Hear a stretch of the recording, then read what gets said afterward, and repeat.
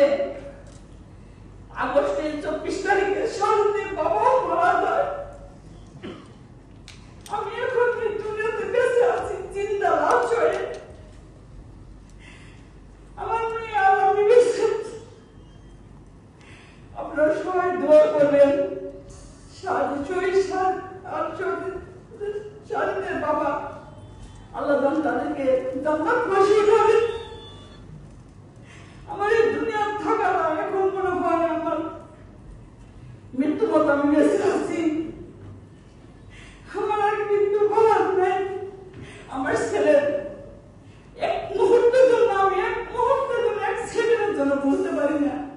আমার সব সময় মনে হয় আমার ছেলে এটা খাইতো, এটা পছন্দ করতো, আমাকে আম্মু বলে ডাক দিত, বার্ষিকটা আসতো, আয়সা ও প্রাইভেট পড়াইতো, পরে টাকা সব আমার হাতে দিত।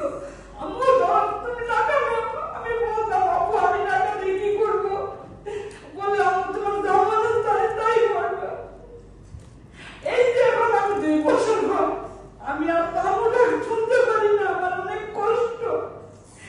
আমি আজ পর্যন্ত আমি যখন ঘুমাই আমার ছেলে একটা গেঞ্জি নিয়ে আমি ঘুমাই, আমার স্বামী একটা গেঞ্জি নিয়ে আমি ঘুমাই।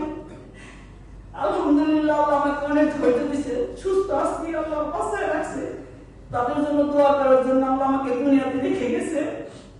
শাহিদের বাবা শাহিদ আল্লাহ তাদেরকে শহীদের বাবা হিসেবে গ্রহণ করে নেয়। শাহিদের বাবাকে আল্লাহ আপনারা দোয়া করবেন আমার ছেলে আমার হাজবেন্ড আল্লাহ তাকে জান্নাতুল ফেরদাউস দান করে।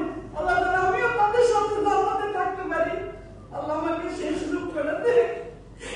আমার আর বলার কিছু নাই। এখানে আসা অনেক বড় এক জায়গায় আসা, আমার ছেলে আমাকে এখানে আসা সুযোগ করে দিচ্ছে। আপনারা আমাদেরকে আমন্ত্রণ